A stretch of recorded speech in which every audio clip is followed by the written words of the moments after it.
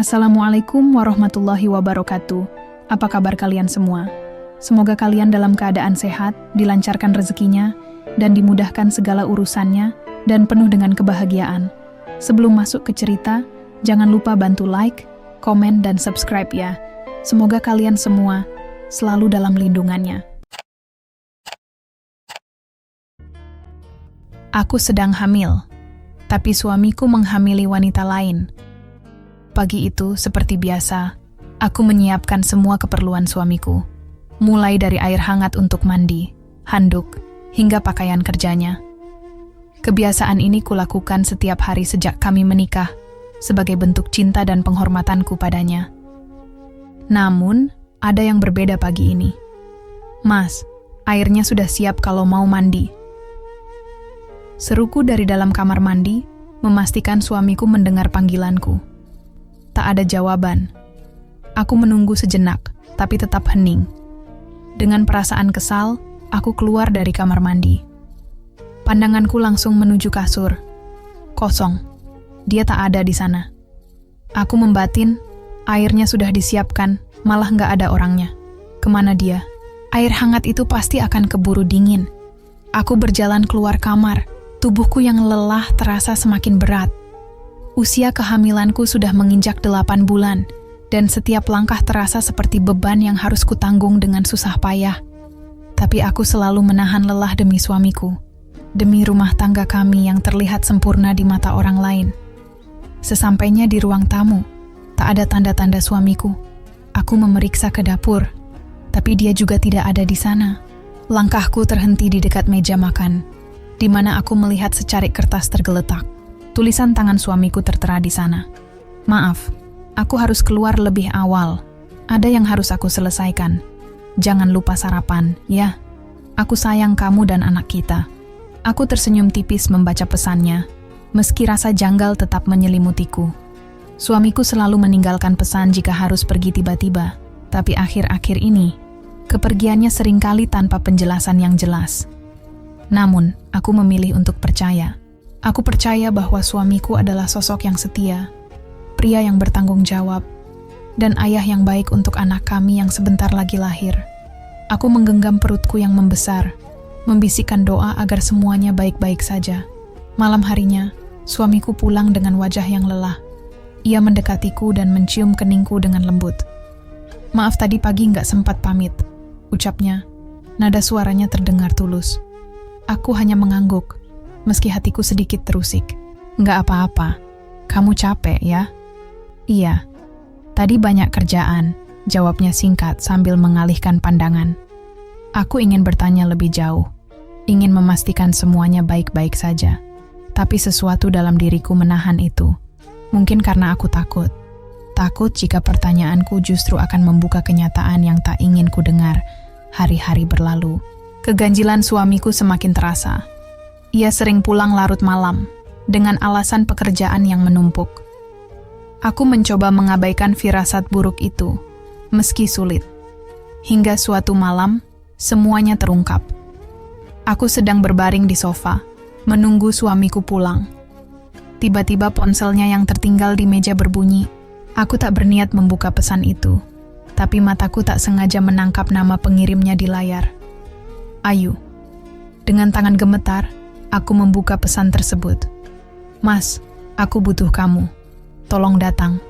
Aku nggak bisa menghadapi ini sendirian." Dunia serasa runtuh.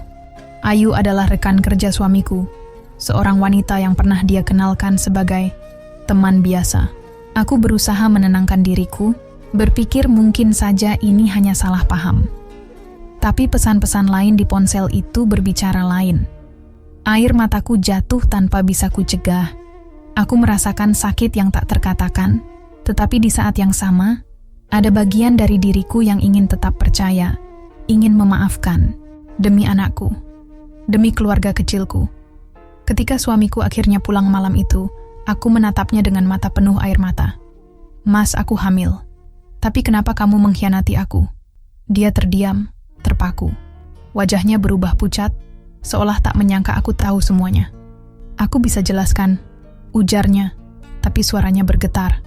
"Aku nggak butuh penjelasan. Aku butuh kejujuran. jawabku, suara serak menahan emosi. Malam itu, dinding kepercayaan yang kubangun selama ini runtuh.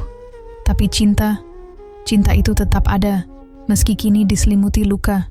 Diana duduk di tepi ranjang, merasakan kehangatan sinar matahari pagi yang masuk melalui jendela besar di kamarnya. Ia menarik napas dalam-dalam, mencoba mengusir rasa lelah yang semakin hari semakin berat dirasakannya. Kandungannya sudah 8 bulan, dan ia tahu tubuhnya membutuhkan lebih banyak istirahat. Namun, hati Diana tak pernah sepenuhnya tenang. Ada kekhawatiran yang membayangi pikirannya setiap kali ia memikirkan perubahan sikap suaminya belakangan ini. "Jangan turun tangga, Diana. Gunakan lift saja," pesan ayahnya terngiang di telinga. Ia tahu ayahnya benar. Menuruni tangga dalam kondisi hamil tua bisa berbahaya. Lagi pula, rumah ini telah dirancang khusus untuk kenyamanan Diana sejak pernikahannya. Diana tersenyum kecil mengingat kebaikan hati ayahnya. Rumah mewah berlantai 3 ini adalah hadiah pernikahan dari orang tuanya. Bahkan, lift pun sengaja dipasang agar Diana tidak perlu kelelahan naik turun tangga, terutama ketika ia hamil atau nanti harus mengurus bayi. Semua itu bukti cinta dan perhatian keluarga Diana terhadapnya. Pagi itu, Diana memutuskan untuk turun ke lantai 2 menggunakan lift. Ia ingin mencari suaminya yang tadi pagi tidak ada di kamar.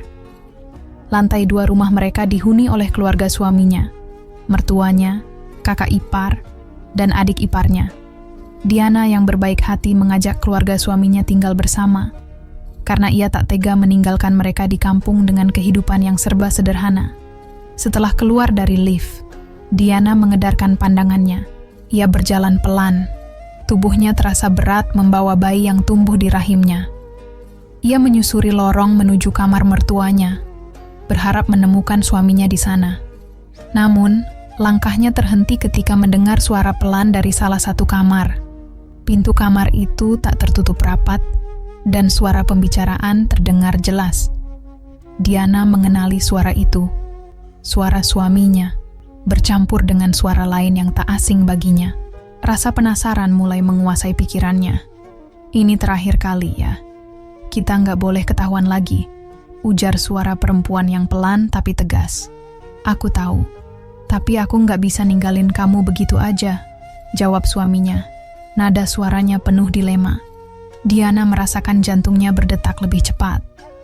Ia berdiri di dekat pintu, berusaha menenangkan dirinya agar tak gegabah. Namun, rasa ingin tahunya lebih besar daripada ketakutannya.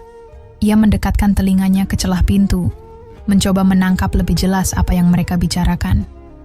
"Kamu harus ngerti, aku nggak mau merusak keluarga ini," lanjut suara perempuan itu. "Aku ngerti, tapi aku juga nggak bisa berpura-pura nggak ada apa-apa." Suara suaminya terdengar lirih, seolah ia berusaha menahan emosi. Air mata Diana mulai menggenang di sudut matanya. Ia ingin masuk dan menuntut penjelasan, tapi kakinya terasa berat. Kata-kata mereka menggema di kepalanya, mengaduk-aduk perasaannya.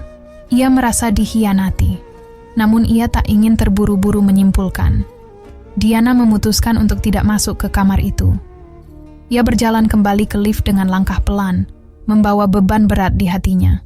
Air matanya akhirnya jatuh saat pintu lift tertutup. Dalam hati, Diana bertanya-tanya, apa sebenarnya yang terjadi di balik kebahagiaan yang selama ini terlihat sempurna? Hari itu menjadi awal dari perjalanan Diana untuk mencari kebenaran di balik kata-kata manis dan senyum suaminya. Ia tahu ada sesuatu yang harus ia hadapi, meski itu akan menghancurkan hatinya. Diana berdiri terpaku di luar pintu, tubuhnya gemetar hebat. Air matanya jatuh tanpa henti, namun ia berusaha sekuat tenaga menahan suara tangisnya agar tidak terdengar. Kata-kata yang baru saja didengarnya menusuk hati lebih dalam dari apapun yang pernah ia bayangkan. "Bagaimana ini, Bu? Apakah aku harus menikahi wanita itu? Tapi kalau tidak kunikahi, bagaimana dia sudah hamil anakku?" Suara itu, suara suaminya. Diana tahu ia tidak salah dengar. Suaminya Dandi berbicara kepada ibu mertuanya dengan nada penuh kecemasan. Tubuh Diana melemas. Ia merasa dunia di sekitarnya berputar. Kata-kata itu berulang kali menggema di kepalanya.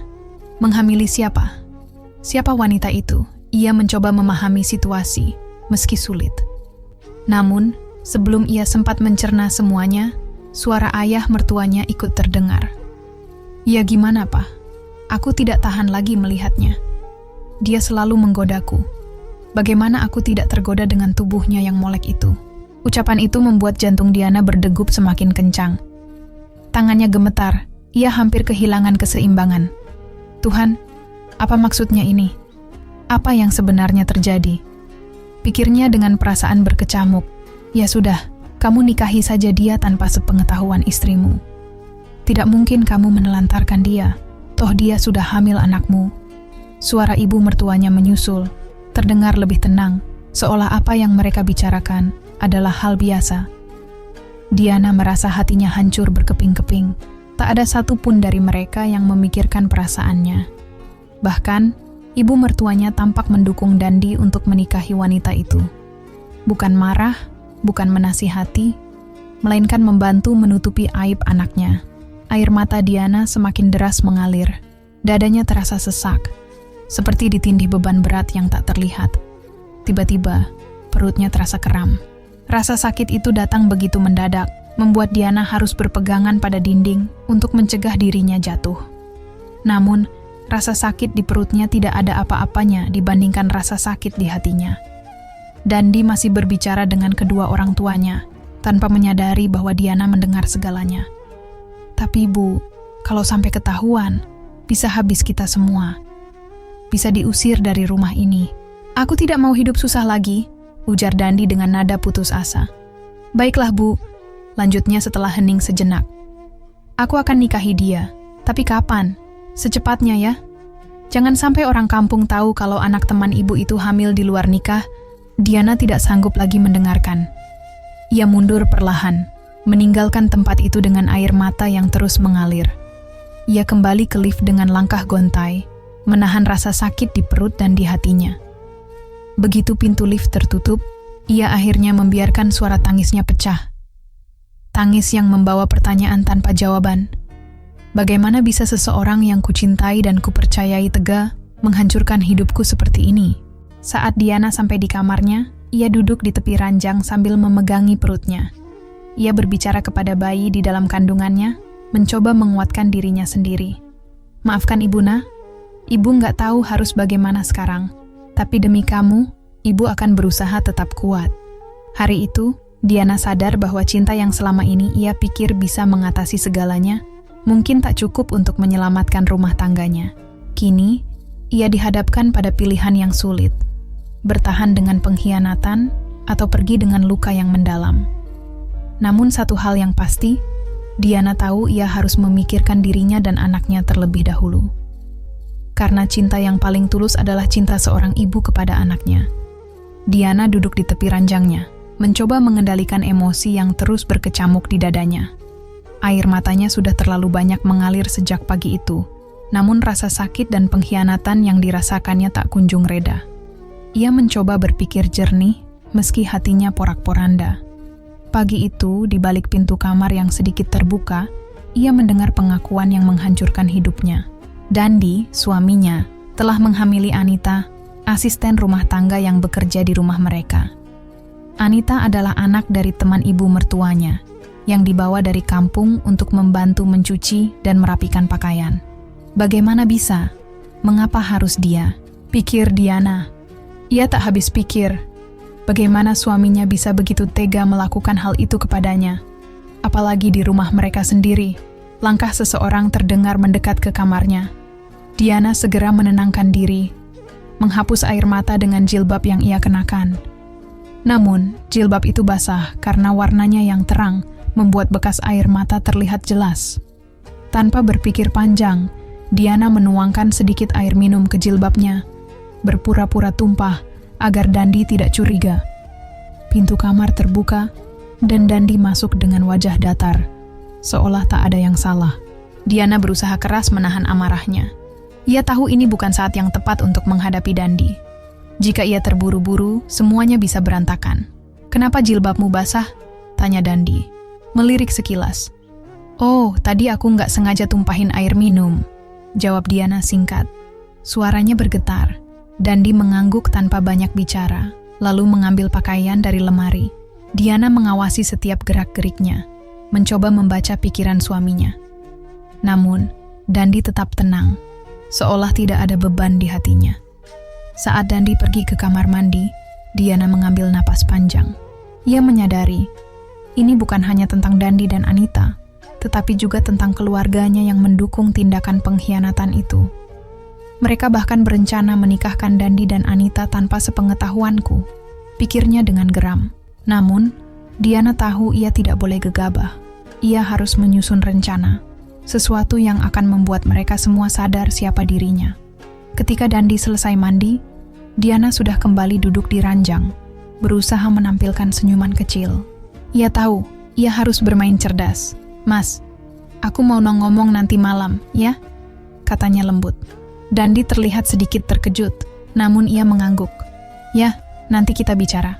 Setelah Dandi pergi, Diana berdiri di depan cermin. Ia memandang bayangannya sendiri, seorang wanita yang selama ini telah memberikan segalanya untuk suaminya. Namun kini, ia disakiti, dikhianati, dan diabaikan. Diana mengusap perutnya yang membesar, berjanji dalam hati, "Lihat saja, aku akan tunjukkan siapa aku sebenarnya.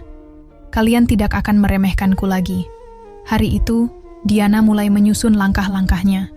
Ia tahu, ini bukan hanya tentang membela dirinya sendiri, tetapi juga tentang melindungi anak yang sedang ia kandung. Apapun yang terjadi, ia akan memastikan kebenaran terungkap, dan ia akan keluar dari situasi ini dengan kepala tegak. Diana melangkah masuk ke lantai 3 rumahnya dengan hati yang berat. Pandangannya mengitari ruangan, menyapu setiap sudut yang begitu akrab di matanya. Lantai ini menyimpan banyak kenangan. Kamar orang tuanya yang sering mereka gunakan saat berkunjung, dan kamar yang disediakan khusus untuk adik-adiknya. Namun, kenangan itu kini bercampur dengan rasa bersalah yang menyesakkan dada. "Aku pasti mengecewakan mereka," gumam Diana pelan, hampir tak terdengar. Ia memikirkan keluarganya yang selalu mendukung dan mencintainya tanpa syarat. Kini, ia merasa telah membawa mereka dalam luka yang ia sendiri tidak sanggup hadapi. Diana duduk di tepi ranjang, mencoba menenangkan dirinya. Di sampingnya, tergantung rapi baju Dandi yang tadi pagi ia siapkan. Sejak menikah, menyiapkan semua kebutuhan suaminya, dari baju, handuk, hingga sarapan, adalah rutinitas yang ia jalani dengan sepenuh hati. Namun, kini rutinitas itu terasa seperti beban yang mengingatkannya pada pengkhianatan suaminya. Ia meraih baju itu dan menatapnya lekat-lekat. Dalam hati, ia merasakan gejolak kebencian yang terus meningkat. Tangannya hampir merobek pakaian itu, namun ia menahan diri. Belum saatnya ia meluapkan semua.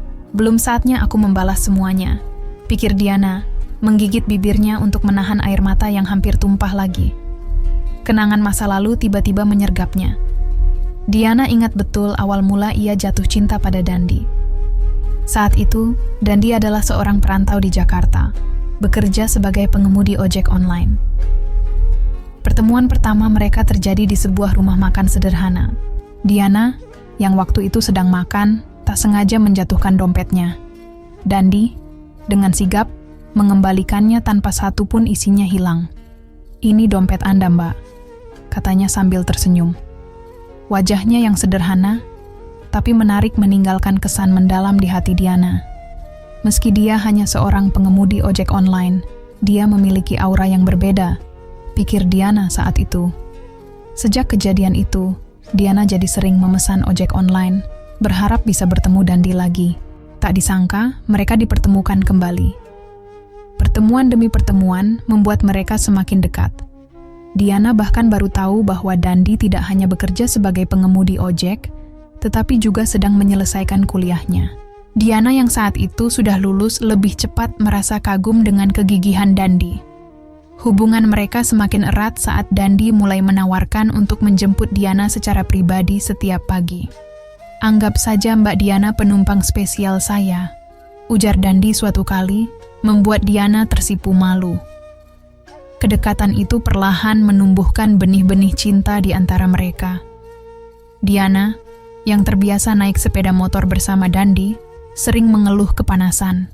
Akhirnya, ia memutuskan untuk menyuruh Dandi menjadi sopir pribadinya dengan kendaraan yang lebih nyaman.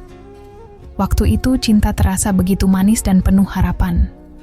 Diana percaya ia telah menemukan seseorang yang jujur, pekerja keras, dan tulus mencintainya. Namun, kini semua kenangan itu berubah menjadi bayangan yang menyesakkan. Diana tersadar dari lamunannya.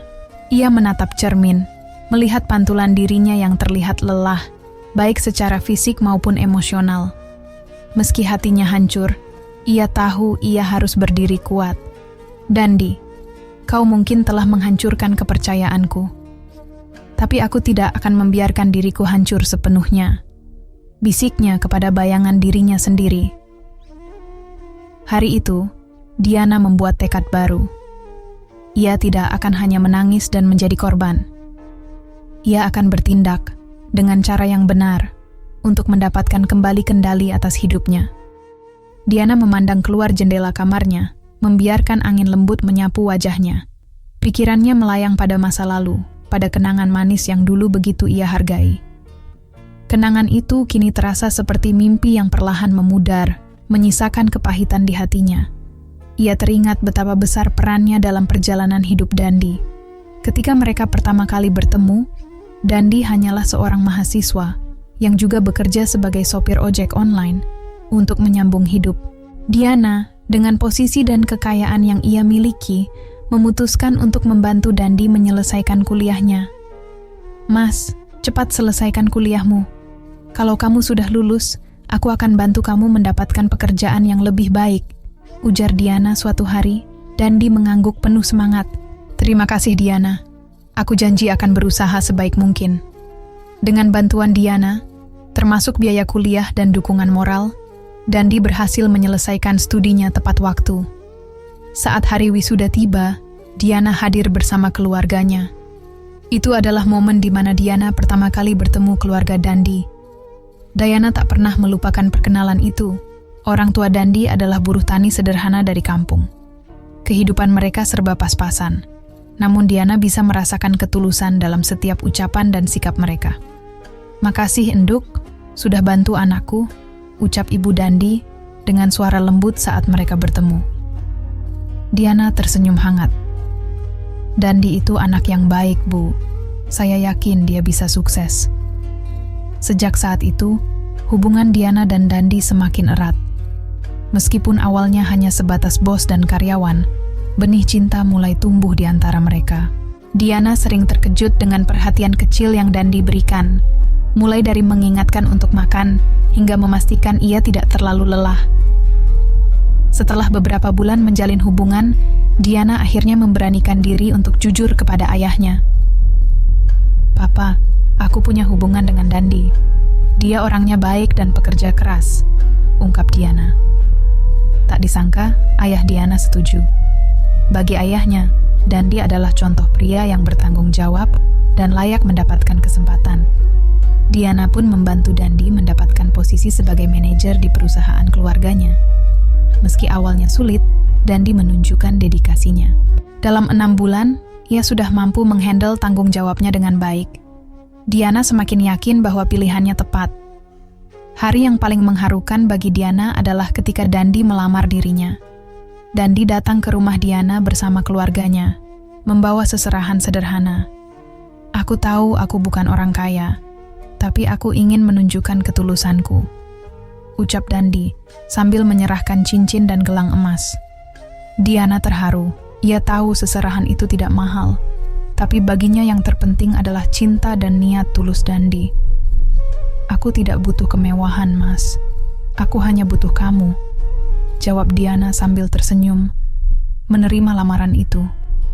Namun, semua kenangan indah itu kini terasa seperti lelucon kejam. Cinta dan ketulusan yang pernah ia rasakan dari Dandi telah ternoda oleh pengkhianatan. Diana menghela napas panjang, menahan air matanya agar tidak jatuh lagi.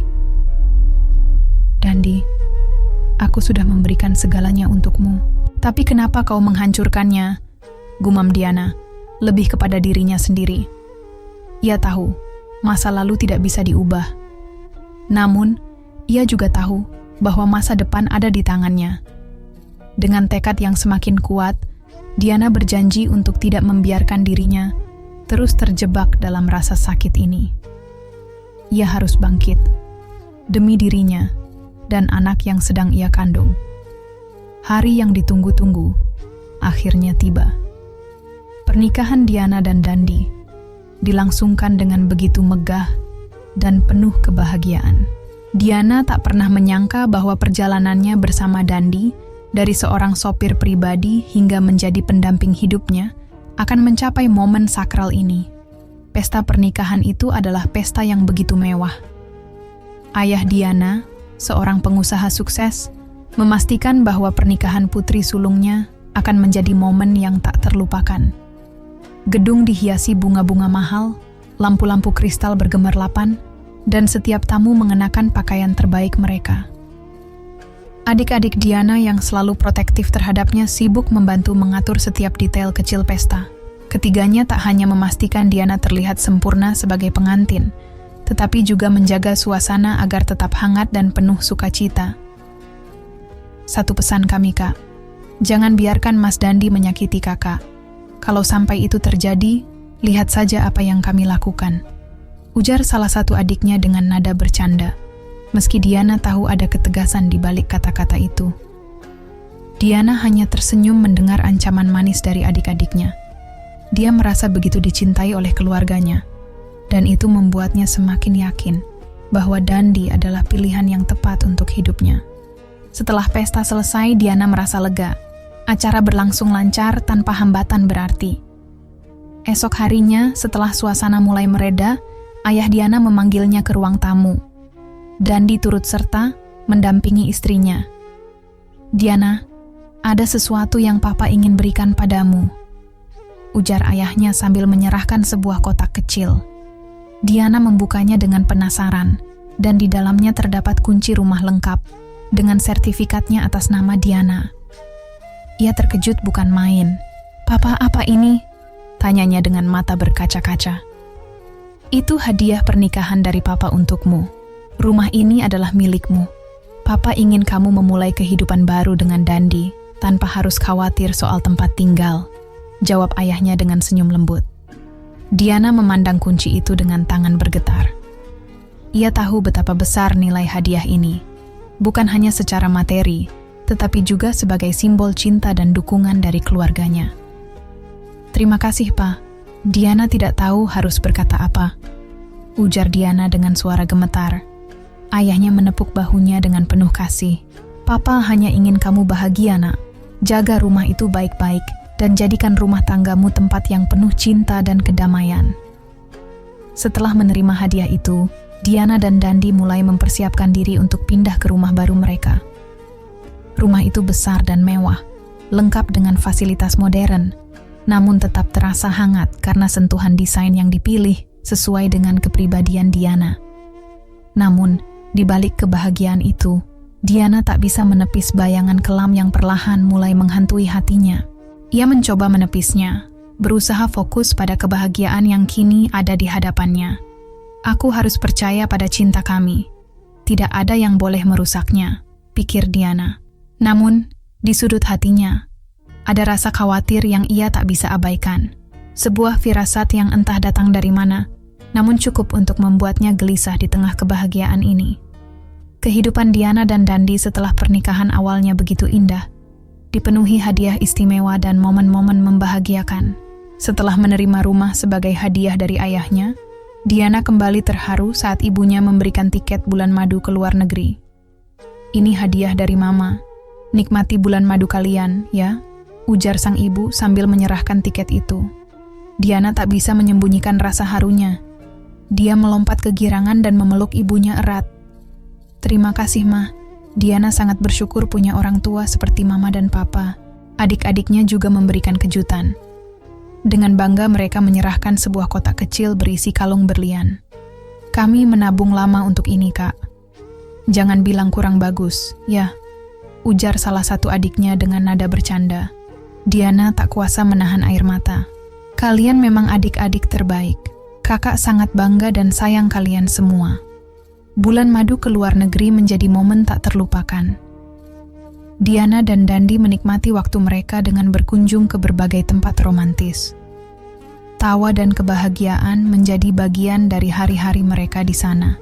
Namun, setelah kembali ke kehidupan nyata, ujian mulai datang perlahan. Sudah 4 bulan berlalu sejak pernikahan mereka, tetapi Diana belum juga dikaruniai kehamilan. "Aku ingin sekali menjadi seorang ibu, Mas," ungkap Diana suatu malam. Dandi memeluknya lembut dan berkata, "Sabar, sayang, semua ada waktunya. Yang penting kita saling mendukung dan tetap bahagia." Dandi selalu berusaha menenangkan hati Diana, tetapi di dalam hati kecilnya, Diana mulai merasa gelisah. Keadaan menjadi lebih rumit ketika Diana akhirnya memutuskan untuk mengundang keluarga Dandi, termasuk mertuanya, untuk tinggal bersama mereka. Diana yang awalnya ragu harus mengesampingkan kenyamanannya demi rasa kasihan terhadap kondisi keluarga Dandi yang serba kekurangan.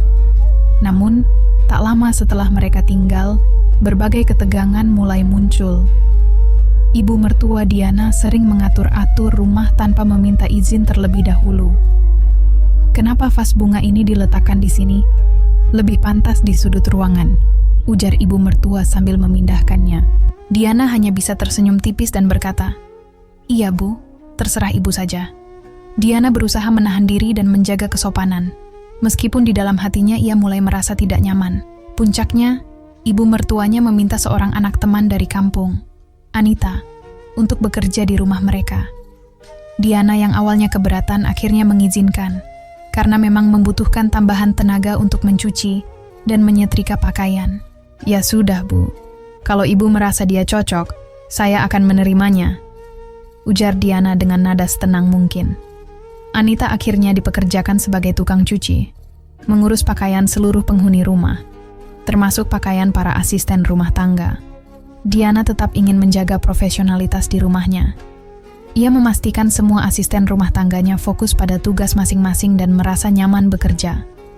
Namun, meskipun Diana berusaha keras menjaga keharmonisan rumah tangga dan mengatur segalanya, perasaan gelisah tak kunjung hilang.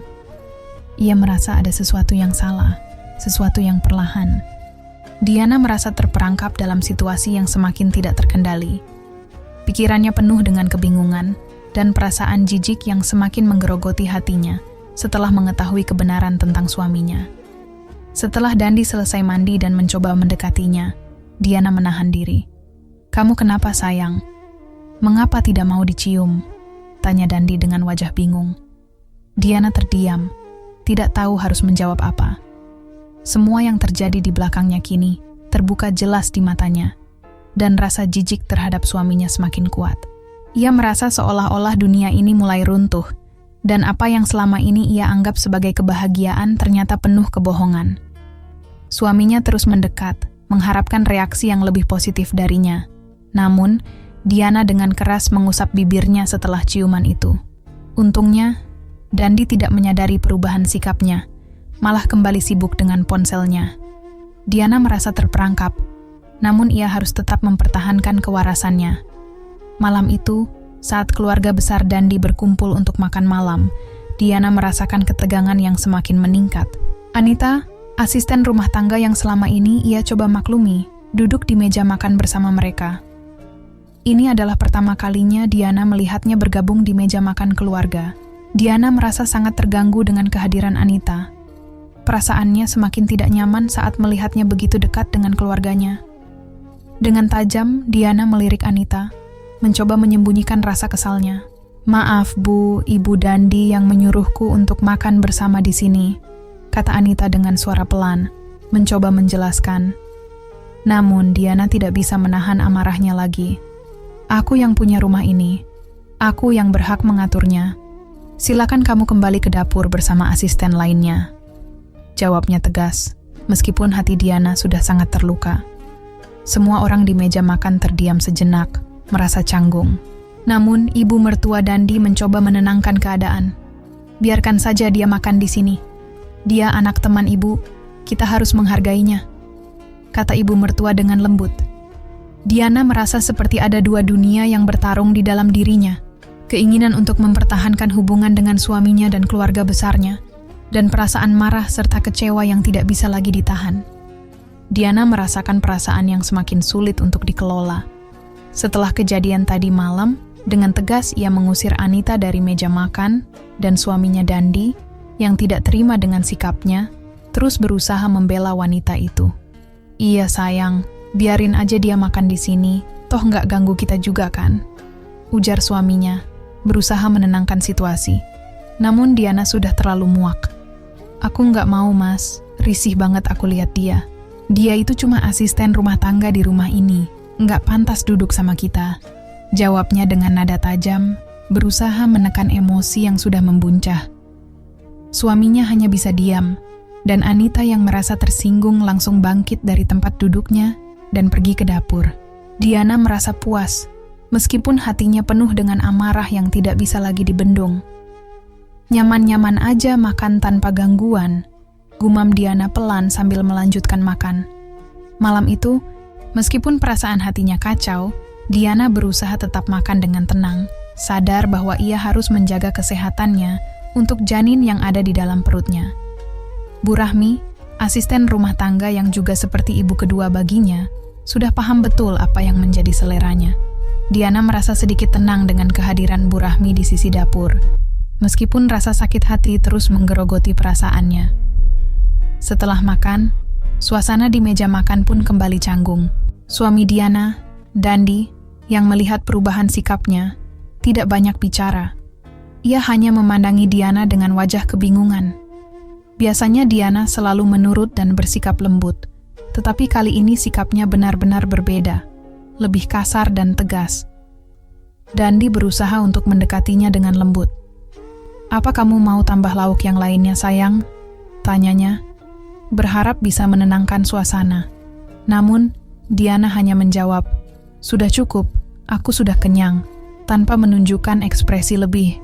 Setelah itu, ia segera kembali ke kamar untuk beristirahat. Di kamar, Diana merasa semakin jauh dari suaminya. Tiba-tiba, Dandi masuk dan memeluknya erat, mencoba untuk mengajak Diana beraktivitas intim. Tetapi Diana menolaknya dengan alasan, "Kemarin perutku kram. Aku takut kalau aktivitas itu membahayakan janinku." Padahal, sejujurnya, Diana tidak ingin lagi ada kedekatan fisik dengan suaminya. Ia merasa jijik dan tak ingin disentuh olehnya lagi. Dandi yang melihat penolakan Diana merasa cemas. "Besok kita periksa ke dokter ya mas." "Aku takut," jawab Diana dengan suara pelan. Kepercayaan Diana terhadap suaminya mulai retak, dan ia semakin ragu tentang masa depannya dengan Dandi. Perasaan Diana sangat campur aduk, kesedihan, kebingungan, kemarahan, dan kekecewaan. Semua bercampur menjadi satu. Ia tak tahu lagi harus berbuat apa, tetapi yang jelas, ia merasa sudah tidak bisa lagi mengabaikan apa yang telah terjadi dan harus membuat keputusan tentang masa depannya. Diana merasa cemas dan penuh kekhawatiran. Ia ingin memastikan bahwa kehamilannya baik-baik saja, meskipun hubungan dengan suaminya semakin memburuk. Setelah penolakan tadi malam, suaminya, Dandi, tampak kecewa. Dan Diana tahu bahwa menolak keinginan suami adalah sebuah dosa dalam pernikahan. Namun, ia merasa tidak bisa lagi melanjutkan hubungan fisik dengan Dandi karena ketidaknyamanan yang dirasakannya. Malam itu, mereka masing-masing sibuk dengan ponsel mereka, mencoba menghindari percakapan lebih lanjut. Diana, dengan rasa gelisah, akhirnya memutuskan untuk menghubungi temannya, seorang dokter yang telah dikenalnya sejak awal kehamilannya. Temannya sempat menolak bantuannya karena kondisi kehamilan yang idealnya menghindari banyak stres, termasuk aktivitas seksual. Namun, setelah Diana menceritakan permasalahan rumah tangganya, temannya mengerti dan bersedia membantu melancarkan rencananya. Keesokan harinya, Diana mengajak suaminya untuk memeriksakan kandungannya. Dokter menjelaskan dengan tegas bahwa tidak boleh ada aktivitas berisiko sampai Diana melahirkan, untuk memastikan kenyamanan dan keselamatan bayi mereka. Meskipun Dandi tampak tidak senang, ia setuju karena tahu itu demi kebaikan bayi mereka. Diana merasa sedikit lega, karena ini memberi waktu baginya untuk merencanakan langkah selanjutnya, meskipun hatinya penuh dengan keraguan. Setelah pemeriksaan selesai, mereka pulang ke rumah dan Dandi segera pergi ke kantor untuk melaksanakan tugasnya. Diana yang sudah sangat lelah segera tidur. Namun, rasa gelisahnya tak kunjung hilang. Setiap malam, pikirannya terus terjaga dan bayangan-bayangan buruk selalu menghantui dirinya. Perasaan tidak nyaman di dalam rumah dan ketidakpastian tentang masa depan semakin membuatnya tertekan. Pikiran Diana terus melayang ke arah suaminya dan juga keadaan rumah tangga mereka. Ia semakin merasa terperangkap dalam situasi yang semakin sulit untuk dihadapi. Diana merasa cemas dan gelisah ketika mendengar pintu terbuka di rumahnya. Dalam hati, ia menduga bahwa suaminya, Dandi, pasti keluar mencari Anita. Asisten rumah tangga yang baru-baru ini membuatnya merasa sangat tidak nyaman. Setelah beberapa saat menunggu, Diana memutuskan untuk mengikuti suaminya. Namun ia tidak menemukan jejak apapun. Awalnya, Diana berencana turun menggunakan lift, tapi khawatir bunyinya terlalu berisik. Ia memilih untuk turun dengan hati-hati melalui tangga. Pelan-pelan, ia menuruni anak tangga agar langkahnya tidak terdengar. Meski perutnya mulai terasa berat karena kehamilannya, ia tetap berusaha untuk tidak menimbulkan suara apapun. Namun, ketika sampai di lantai 2, ia tidak melihat siapapun. Diana mulai bingung dan memutuskan untuk mendekati kamar tamu yang terletak di dekat tangga. Di sanalah ia mendengar suara yang membuat hatinya hancur. Suara yang sangat menjijikan, yang jelas-jelas berasal dari suaminya dan Anita. Tangannya menjadi dingin, jantungnya berdegup kencang. Diana merasa seperti berada dalam mimpi buruk. Ia masih tak percaya bahwa suaminya bisa melakukan hal seburuk itu di rumah mereka.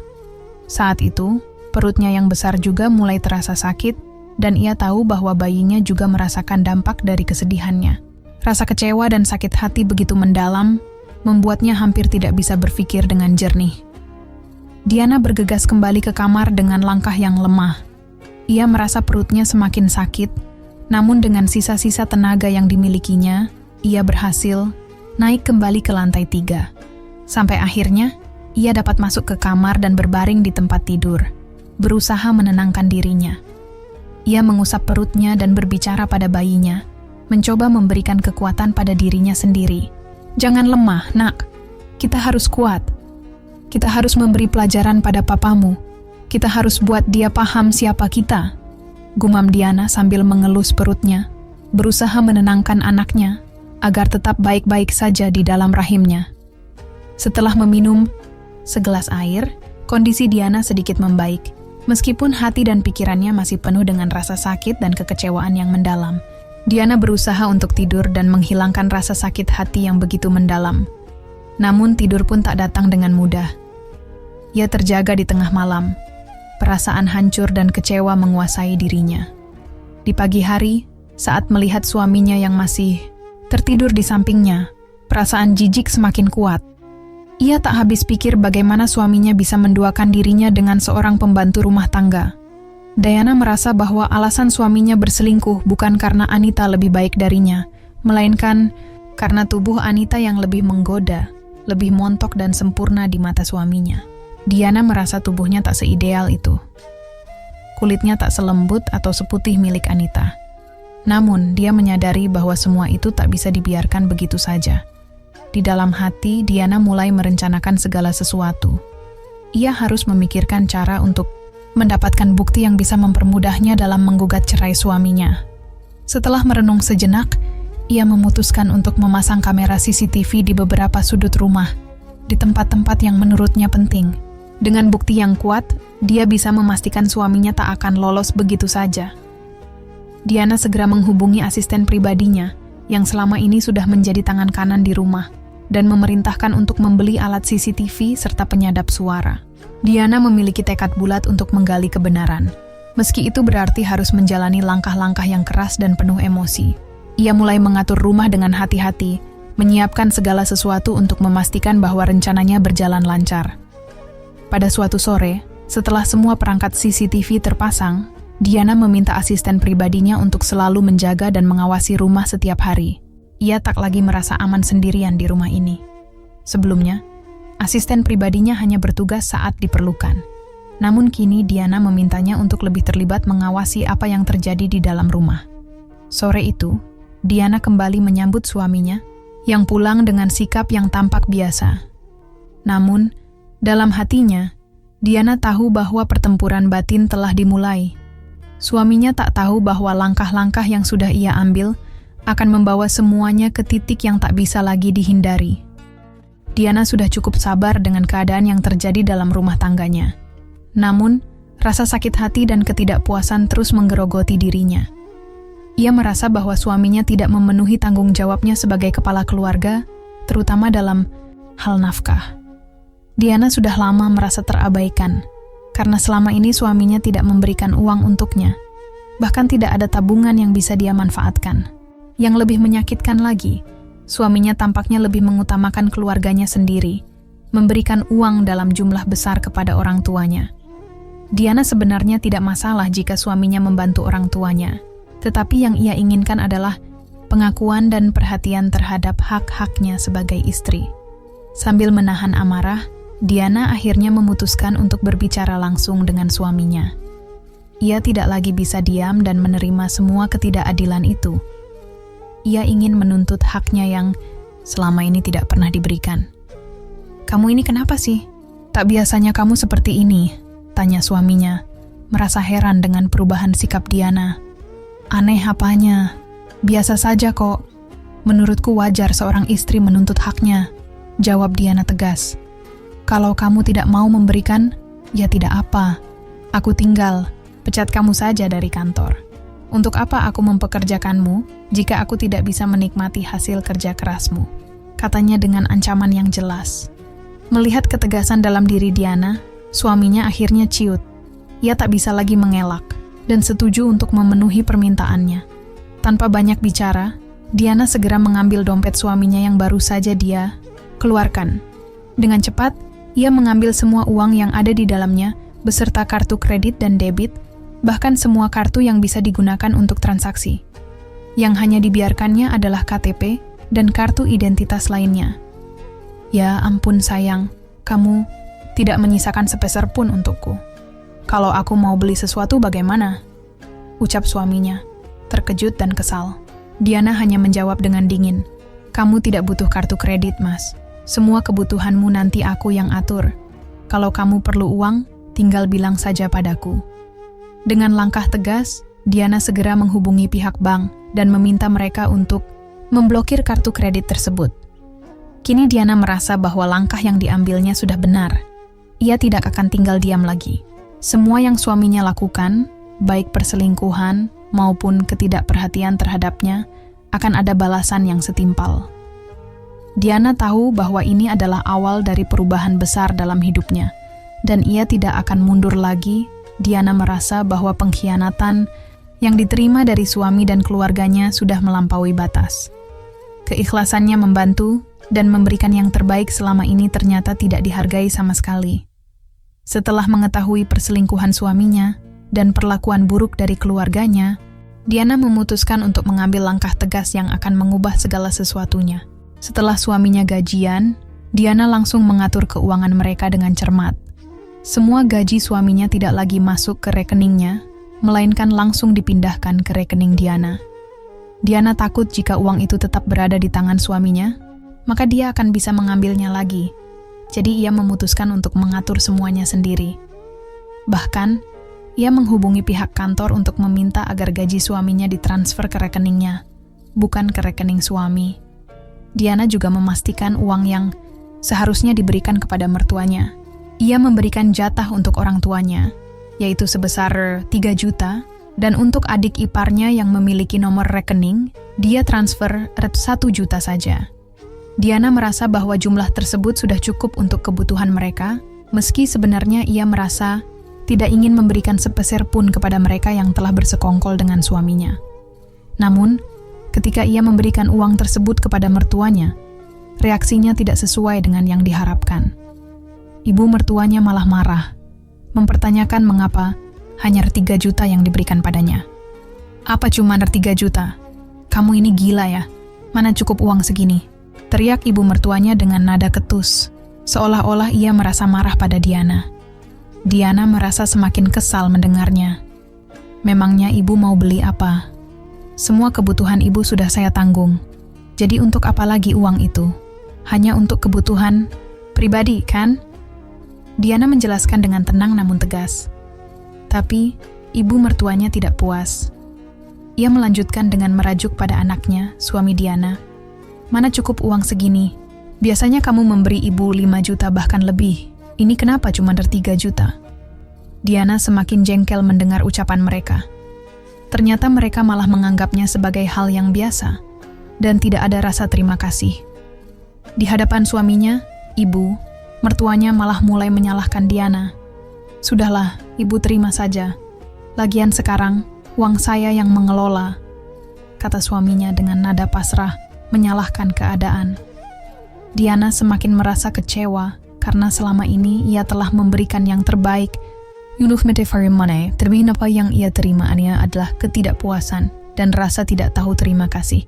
Ia tahu, suaminya tidak pernah benar-benar mengurus masalah keuangan, dan itu sudah berlangsung selama bertahun-tahun. Setelah mendengar keluhan ibu mertuanya, Diana akhirnya berbicara dengan tegas. Ya sudah, kalau ibu tidak mau uang 3 juta itu, kembalikan saja. Tidak usah saya berikan jatah bulanan kepada kalian, jawabnya dengan nada tajam. Diana sudah tidak peduli lagi. Ia tidak ingin terus berkompromi dengan orang-orang yang tidak tahu terima kasih dan hanya memanfaatkannya. Rasa hormat yang selama ini ia berikan kepada mereka, khususnya kepada mertuanya, hilang begitu saja setelah mengetahui mereka ikut mendukung perselingkuhan anaknya. Dalam hati, Diana berjanji bahwa ia akan terus berjuang dan mengatur semua hal untuk dirinya dan anaknya, tanpa bergantung pada suaminya yang telah mengkhianatinya. Diana merasa tidak ada lagi rasa hormat dalam dirinya terhadap suami dan keluarganya. Mereka hanya bisa diam, menerima keputusannya yang tegas dalam mengatur keuangan, karena mereka tahu betapa kuatnya ancaman Diana. Jika mereka tidak mau mengikuti permintaannya, Diana bisa saja memecat suaminya dari kantor dan menghentikan aliran uang yang mereka dapatkan dari pekerjaan tersebut. Diana tahu, mertuanya hanya ingin menghabiskan uang tanpa berpikir panjang, dan kebiasaan mereka menghamburkan uang menjadi salah satu alasan mengapa ia akhirnya memutuskan untuk mengambil alih pengelolaan keuangan. Sementara itu, kehidupan rumah tangga Diana semakin terasa berat. Ia merasa semakin terasingkan dengan suaminya, dan hubungan mereka semakin renggang. Setiap hari, ia merasakan kecemasan dan ketidakpastian. Suaminya seringkali pergi tanpa memberitahunya, meninggalkannya dalam kesepian dan kebingungannya. Bahkan, malam itu, Diana terbangun karena rasa ingin buang air kecil yang semakin sering terjadi seiring dengan kehamilannya. Setelah kembali ke kasur, ia merasa ada sesuatu yang tidak beres. Ia mencoba mengecek ponselnya dan membuka aplikasi CCTV, ingin melihat apa yang sedang terjadi di rumah. Betapa terkejutnya Diana saat melihat gambar suaminya bersama Anita, pembantu rumah tangga mereka, dalam situasi yang tidak bisa dimaafkan. Diana merasa seolah-olah dunia runtuh di hadapannya. Dia tidak bisa lagi menahan rasa sakit dan amarah yang membuncah dalam hatinya. Apa yang dia lihat di CCTV adalah kenyataan yang terlalu pahit untuk diterima. Suaminya yang seharusnya setia, justru mengkhianatinya dengan orang yang seharusnya ia percayakan untuk merawat rumah tangga mereka. Diana merasa sangat hancur dan tidak sanggup lagi melihatnya. Dia menutup ponselnya dengan cepat, tetapi tangisannya tidak bisa lagi dibendung. Dia merasa dihancurkan oleh perbuatan suami yang selama ini ia cintai. Tidak ada lagi yang bisa menghiburnya, hanya rasa sakit yang luar biasa yang menghujam hatinya. Sejak saat itu, Diana mulai mengubah sikapnya. Ia tidak lagi mempersiapkan keperluan suami dan tidak lagi peduli dengan segala hal yang berkaitan dengan rumah tangga mereka. Ia beralasan bahwa kehamilannya yang semakin membesar membuatnya kelelahan, tetapi sebenarnya ia sudah tidak peduli lagi. Setelah suaminya pergi bekerja, Diana membuka ponselnya lagi dengan rasa penasaran. Kali ini, dia ingin mengetahui lebih banyak tentang apa yang sedang terjadi di balik punggungnya. Ternyata, percakapan yang ia dengar semakin membuat hatinya hancur. Dari percakapan antara ibu mertuanya dan suaminya, Diana mendengar rencana mereka yang mengerikan.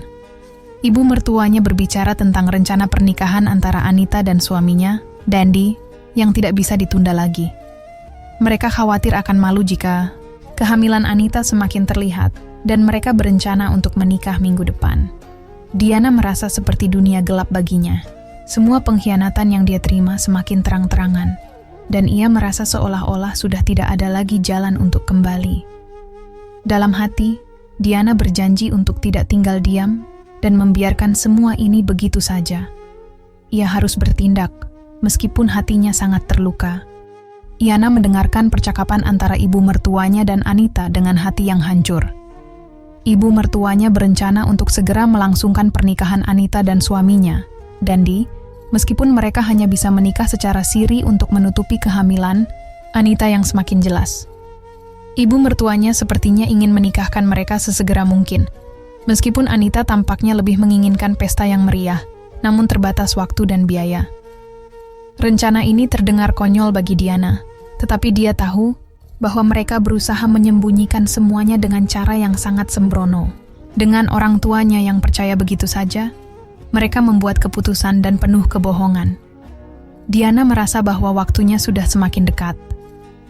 Seminggu lagi, dan dia sudah memiliki rencana untuk membalas semua pengkhianatan yang dilakukan oleh suaminya dan keluarga besarnya. Diana sudah tidak sabar lagi untuk membuat mereka semua menyesal dan memohon padanya. Tidak ada lagi yang bisa menghentikan niatnya untuk memberikan pelajaran yang sangat mereka butuhkan. Namun, sebelum semuanya berjalan sesuai rencananya, Diana menerima kabar yang mengejutkan dari asisten rumah tangganya. Pintu kamarnya diketuk dengan tergesa-gesa oleh asisten tersebut yang memberitahukan bahwa sedang terjadi kekacauan di bawah.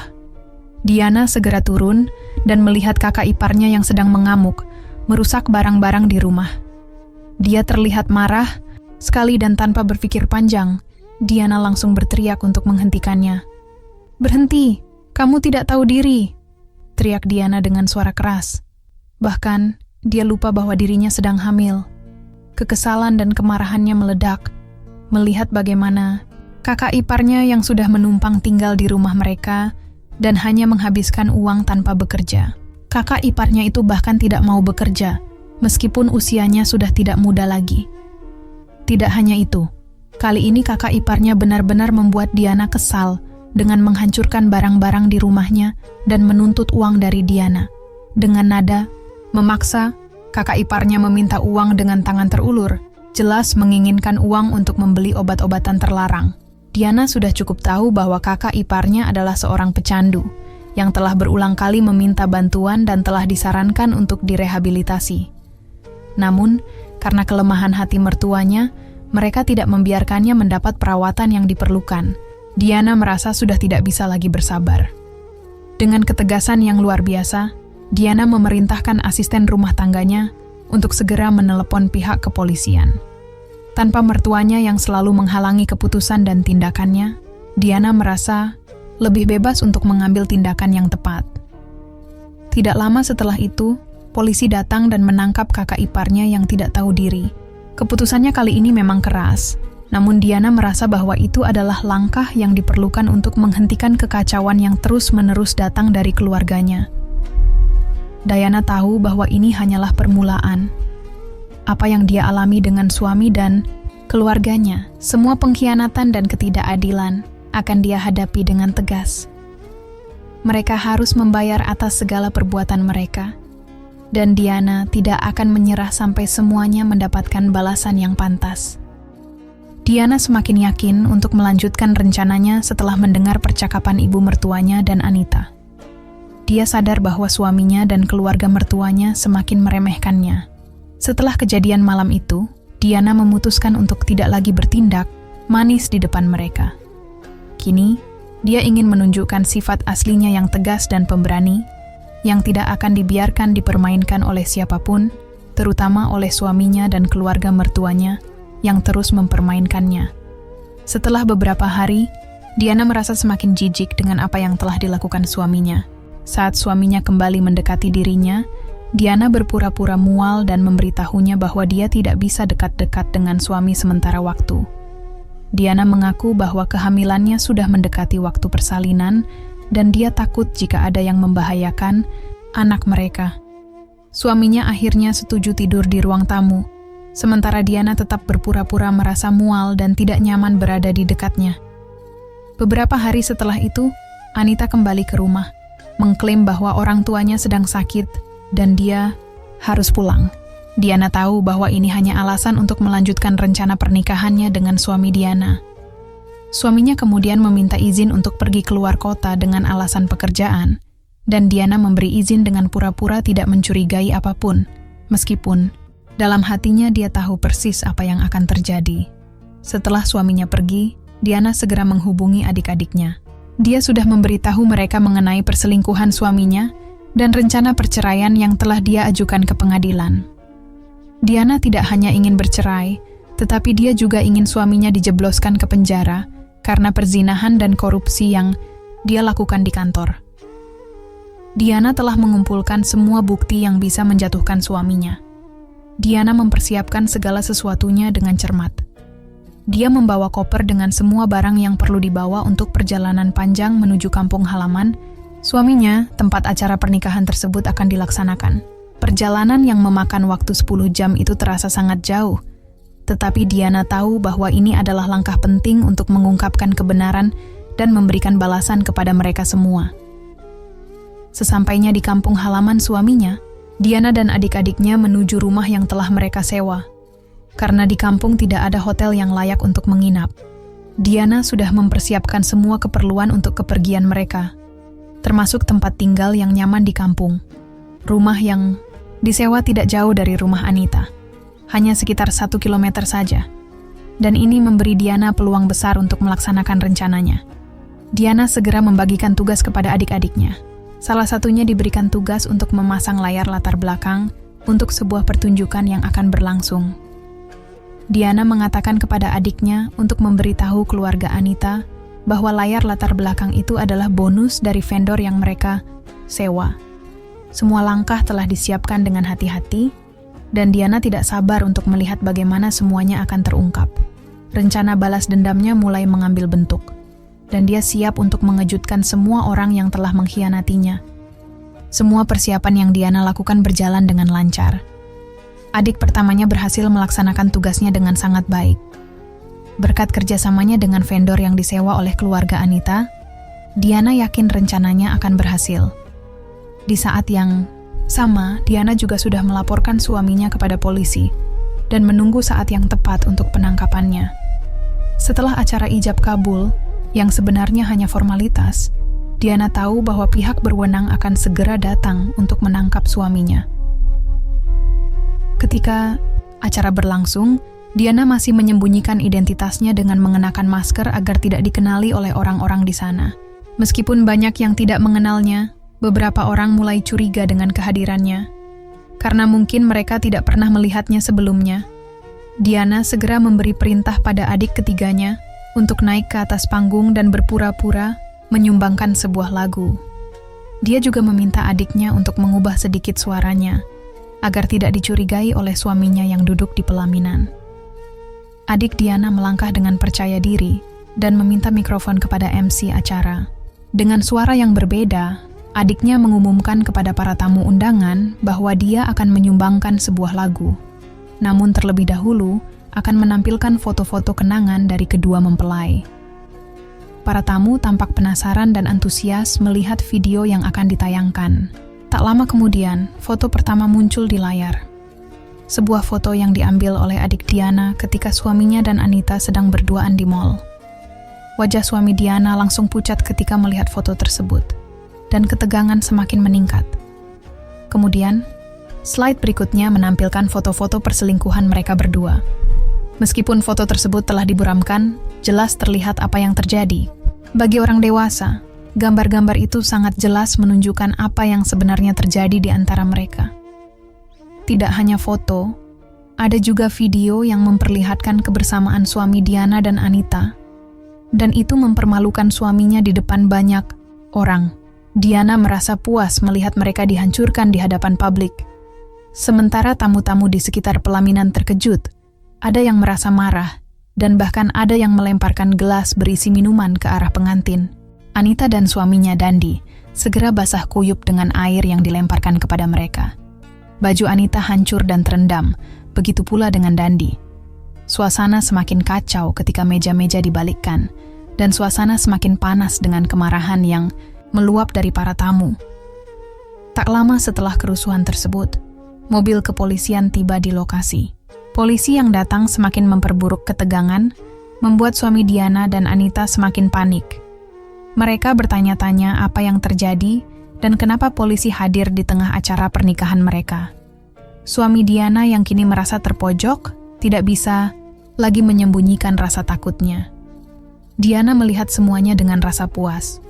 Semua orang yang selama ini meremehkan dan mengkhianatinya, kini merasakan akibat dari perbuatannya.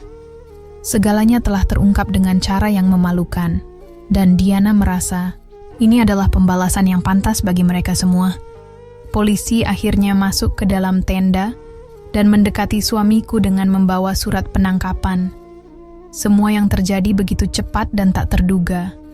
Suamiku yang sebelumnya tampak tenang di pelaminan, kini menjadi terpojok.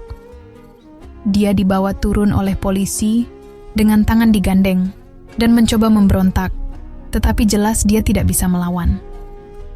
Suasananya begitu tegang, dan aku merasa puas melihatnya digiring oleh aparat. Saat suamiku dihadapkan padaku, dia menatapku dengan penuh penyesalan. "Diana, kamu benar-benar tega. Aku mohon, cabut laporanmu. Aku tidak ingin masuk penjara. Tolonglah," kata suamiku, dengan suara yang penuh rasa takut dan harapan. Namun, aku hanya diam dan menatapnya tajam, tidak memberikan respon sedikit pun. Aku kemudian memberi perintah kepada polisi untuk segera membawa suamiku pergi ke dalam selnya, tanpa ada rasa belas kasihan. Aku tahu dia sudah merusak hidupku, dan aku tidak akan menoleh lagi. Saat itulah, aku merasa kemenangan ada di tanganku. Tak lama kemudian, aku naik ke atas panggung dan meminta mikrofon. Di hadapan semua tamu undangan, aku berbicara dengan tegas dan jelas. "Mohon maaf, Bapak Ibu semua atas kegaduhan yang saya ciptakan. Namun ini adalah bentuk protes saya kepada suami saya yang sudah berselingkuh dengan pembantu saya sendiri yang ada di pelaminan ini. Saya istri yang sedang hamil dan saya ingin mengingatkan kita semua bahwa pengkhianatan tidak akan pernah berujung baik." Aku melanjutkan. "Dan untuk mertua saya, jangan pernah injakan kaki kalian lagi di rumah saya. Saya tidak akan pernah memaafkan kalian, dan kalian tidak akan pernah kembali ke rumah saya. Untuk kamu yang sudah merusak rumah tangga saya, aku akan kasihan padamu, karena aku tahu kamu sedang hamil anak suamiku. Tapi aku tetap tidak akan mengampunimu. Kamu dan suamimu sudah menghancurkan hidupku." Suasana semakin tegang, dan di sekelilingku, para tamu undangan mulai berbisik-bisik, terkejut dengan apa yang baru saja terjadi. Aku merasa puas melihat semuanya, meskipun hatiku masih dipenuhi luka. Semua yang telah mereka lakukan padaku kini terungkap di depan umum, dan aku merasa sedikit lebih tenang setelah melakukan tindakan ini. Mereka mungkin tidak mengerti, tapi aku sudah cukup menderita untuk waktu yang sangat lama. Kini giliran mereka yang merasakan akibatnya. Aku memutuskan untuk membebaskan diriku dari ikatan yang begitu lama menyiksa.